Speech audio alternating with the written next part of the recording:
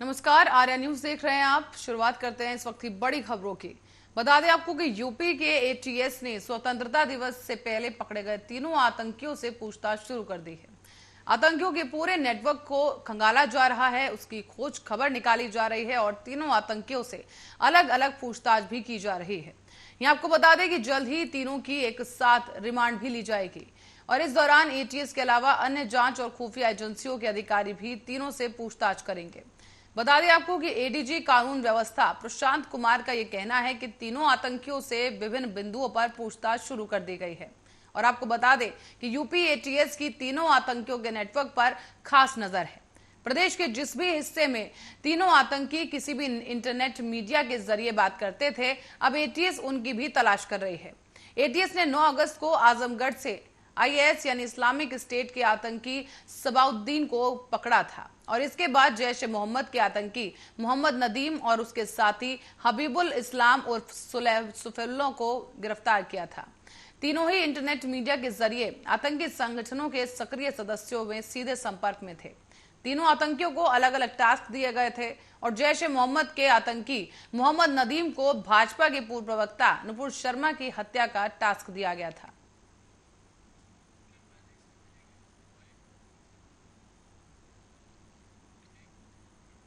और राष्ट्रीय स्वयंसेवक संघ आरएसएस के प्रमुख मोहन भागवत ने पुस्तक के विमोचन के अवसर पर संबोधन किया है।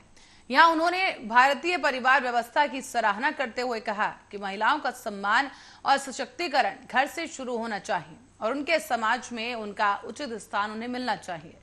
ये भी कहा गया कि महिलाओं को जगत जननी कहा जाता है, लेकिन उनके घरों में उन्हें गुलाम माना जाता है। आपको बता दें कि भागवत नागपुर में अखिल भारतीय महिला चरित्र कोश प्रथम खंड नामक पुस्तक का विमोचन करने पहुंचे थे और इस अवसर पर उन्होंने कुछ खास बातें कही हैं। उन्होंने कहा कि भारत के विश्व गुरु बनने के सपने को साकार करने में महिलाओं के महत्व को रेखांकित किया जाए। उन्होंने ये भी कहा कि अगर हम एक विश्व गुरु के रूप में भारत का निर्माण करना चाहते हैं तो सिर्फ पुरुषों की भागीदारी ही नहीं काफी है, बल्कि महिलाओं की समान भागीदारी की भी आवश्यकता है। भागवत ने कहा है कि ये सोचने का समय है कि महिलाओं को उनके घरों में उनका सही स्थान दिया जा रहा है या नहीं।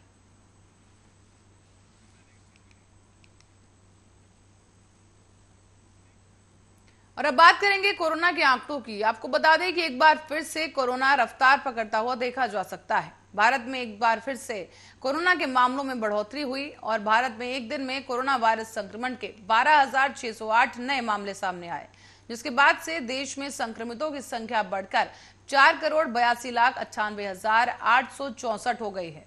तो वहीं उपचाराधीन मरीजों की संख्या घटकर 1,01,343 पहुंच गई।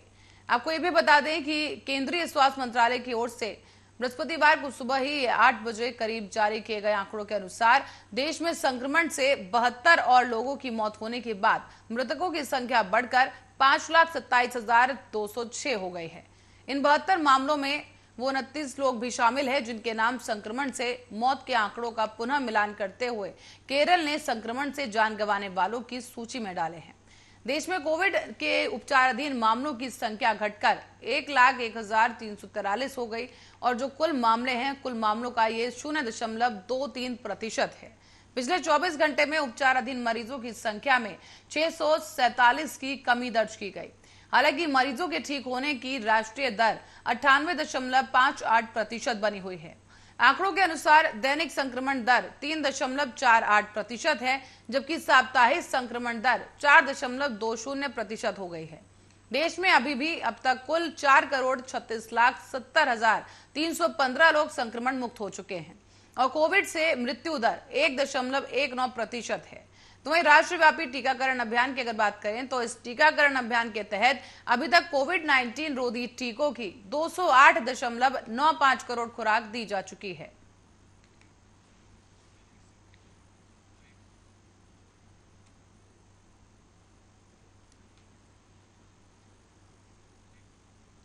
और आपको बता दें कि दिल्ली के उच्च न्यायालय ने कहा है कि किसी को भी एलोपैथी के खिलाफ गुमराह नहीं किया जाना चाहिए। बता दें आपको कि करारी फटकार लगाते हुए कोरोना के खिलाफ अफवाहें फैलाए जाने को लेकर एक टिप्पणी की गई है और साथ ही साथ हिदायत भी कोर्ट की तरफ से दी गई। इसी के साथ ही अदालत ने योग गुरु बाबा रामदेव से कहा है कि वो अनुयायी रखने के लिए स्वतंत्र हैं, लेकिन उन्हें तथ्यों से इतर कुछ भी बोलकर जनता को गुमराह नहीं करना चाहिए।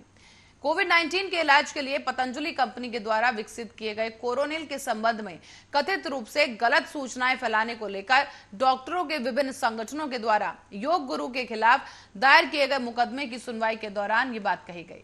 बता दें आपको कि सुनवाई कर रहे न्यायमूर्ति अनूप जयराम भवानी ने कहा है कि उनकी चिंता भी प्राचीन औषधि विज्ञान आयुर्वेद के सम्मान को बचाए रखने की है। न्यायमूर्ति ने कहा कि शुरुआत से ही मेरी सिर्फ एक ही चिंता है, आप अनुयायी रखने को स्वतंत्र हैं, लेकिन आप अपने शिष्य रखने को भी स्वतंत्र हैं। आप ऐसे लोगों को भी साथ रखने को स्वतंत्र हैं जो सभी आपकी बातें सुने, लेकिन कृपया तथ्यों से इतर बात करें कि सामान्य जनता को भ्रमित ना करें। गौरतलब है कि पिछले साल विभिन्न संगठनों ने उच्च न्यायालय में मुकदमा दायर करके बाबा रामदेव पर आरोप लगाया था कि वो जनता को गुमराह कर रहे हैं कि कोरोना वायरस संक्रमण से होने वाली ज्यादातर मौतों के लिए एलोपैथी जिम्मेदार है और दावा कर रहे हैं कि कोरोनिल से कोविड-19 का इलाज किया जा सकता है।